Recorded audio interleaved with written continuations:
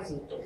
This may not be relevant to Russian banks. Но, может быть, не обязательно это важно или релевантная часть для российских банков дистанционный допуск. Because in the United States we have an instrument called a check, which is a draft on one of our bank's deposit accounts. Потому что в США у нас есть такой инструмент, как трактор.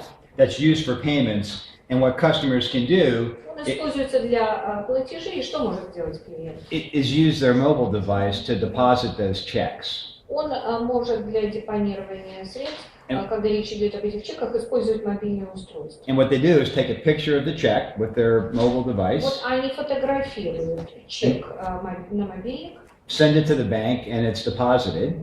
посылают в банк, и банк, значит, деньги перечисляются на счет. And the risk is that somebody then takes that the customer then takes the check and deposits it somewhere else, so that it's что клиент также возьмет этот же чек еще куда-то депонирует. so that essentially they get twice the value of making the deposit. То есть тогда получается сумма увеличится вдвое этих средств на депозите, если дистанционно. Еще раз также сфотографируют, пошлют в другой банк. You don't have that in Russia, У вас в correct? России такого нет, да? Good. You don't want it. Yeah. И не хотите. Yeah. Okay. So we won't focus on remote deposit capture. Поэтому мы не будем много говорить об этом дистанционном допуске к депозиту. But there's another component to mobile banking that's also important. Но есть еще один очень важный компонент, связанный с мобильным банкингом. And that concerns the authentication of customers. That is the customer actually the one using the mobile device? Это вот аутентификация ваших клиентов. Действительно, если клиент хочет использовать мобильное средство в этих целях. Because we know these devices can be stolen. Но мы знаем, что все эти гаджеты, то есть они могут быть украдены. And that criminals can then use it to steal from customers. И потом преступники, укравшие, могут использовать это, то есть украдут эти деньги со счета клиента. And then we'll also talk about sanctions later today. Мы упоминали санкции, но мы позднее еще сегодня будем говорить о санкциях. But in the United States, it's a major issue.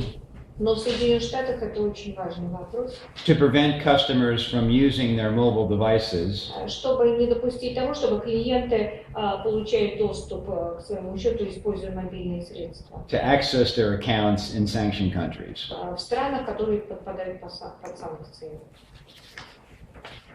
Okay, so the first topic is where banks allow customers to open bank accounts on the internet using a laptop computer or using a mobile device. Прежде всего, допускает ли банк, чтобы клиенты открывали и пополняли счета, используя свои мобильные устройства или компьютеры, вместо того, чтобы посещать физические отделения банка? Gina said that some banks will not allow that. Джина говорила, что некоторые банки этого не допускают. But there are some banks who have all of their customers that open accounts on the internet or through a mobile В некоторых device. банках, тем не менее, многие клиенты открывают счета, используя мобильные устройства. So the challenge becomes, how do you identify your customers if you never see them? И потом проблема уже возникает, а как вам идентифицировать этого клиента, что это именно он, если вы никогда не видели? In a branch bank, you can compare the picture on the account on the document the customer presents with the person in front of you. Ну, допустим, если человек физически приходит в филиал, вы уже сравниваете, допустим, фотографию в паспорте с этим человеком, сидящим перед вами. And while we know it's relatively easy to falsify those documents, Но, кстати, мы знаем, что достаточно легко прийти с поддельными документами. it's still considered a strong control to use a photo ID as a document. И, конечно же, надо очень жесткие контроли употреблять, когда речь идет, когда вы принимаете вот этот документ, удостоверение личности с фотографией в качестве удостоверения. So without those documents to use, banks that allow mobile accounts to be opened using mobile banking devices or computers, И вот таким образом банки, которые разрешают все-таки открывать с компьютеров или мобильников счета, typically use databases in the United States to verify identity. они обычно пользуются базами данных, существующими в США, для того, чтобы проверить личность этого клиента. This may include a credit report. Это может быть отчет о кредитах предыдущих его. Or one of many databases available for banks to use for that purpose. И потом есть многие базы данных разные, которые банки могут использовать с этой целью. Those databases will verify some of the information provided by the customer. То есть в этих базах данных есть как информация, которую предоставляет сам клиент. Such as the address or date of birth. Адрес, дата рождения. In some occasions, we will find criminals who will use identity theft to open accounts. Так, и другая информация. Ну, часто получается, что преступники, которые, допустим, похитили документ, и они на имя, используя персональные данные, открывают счет. Sometimes for people who have been recently deceased. И таким образом, есть еще база данных, можно получить эту информацию о таких людях, собственно, выявить. Еще, например, приходит с паспортом человека, который недавно умер. But the databases will tell us if the customer has already passed away. Но если вы заглянете в определенные базы данных, вы увидите информацию, что этот клиент уже скончался. In which case, we'll obviously close the В account. этом случае, естественно, мы счет закрываем. The other control that will be had is often there will be limited activity on the account until the information is verified. Другая мера. Например, вот пока не проверит полностью личность этого человека, банк на это время ограничивает операции по этому счету. Now, the largest online bank in the United States had a process that required the customer to make their first deposit from another bank account. И, например, самый крупный онлайновый банк, он просит, чтобы, когда открывался счет, чтобы был уже счет открыт в другом банке у этого клиента, и чтобы деньги были переведены с того счета. And that deposit would be made by an electronic funds transfer. И этот депозит будет переведен и потом создан. Это будет электронный перевод денег. With the theory that that meant the customer had already had an account opened at another bank. То есть для чего? Чтобы понять, что вот у этого клиента уже есть счет в другом банке, который уже открыт. Validating that they were the actual person.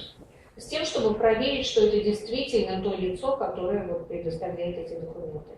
I think the intention of many of those banks, however, И тем не менее, я полагаю, что намерение многих из этих банков is to start opening accounts without requiring that bank transfer.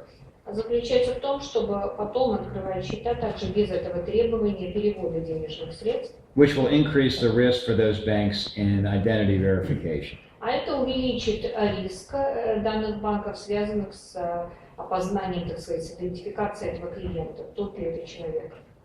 It's probably a greater challenge for business accounts to be opened via mobile banking or the internet. Но, наверное, тут как раз большая проблема, когда речь идет о мобильном банкинге, когда через интернет открывается счет, скорее связано не столько с физиками, сколько также вот с компаниями, с корпорациями. Because for many small businesses, there's no information available on Ну, these если это databases. особенно представитель малого и среднего бизнеса, но юрлицо, практически вот о таких юрлицах, представителей малого и среднего, почти нет информации. In those cases, the identification of the beneficial owners may be helpful. И в этих случаях, конечно же, важно определить, кто является бенефициаром. But still, it's an area of greater risk for banks, even with beneficial ownership verification. Но все равно, даже если выявить владельца выгодоприобретателя, бенефициара, все равно это большая зона риска для банка.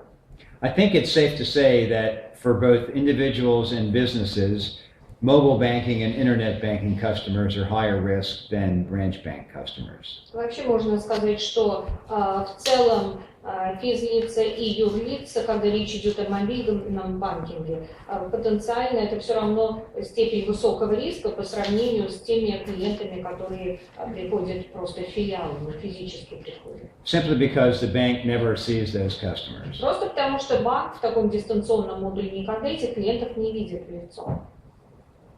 Any questions on identity verification for Есть mobile какие-то banking? вопросы по поводу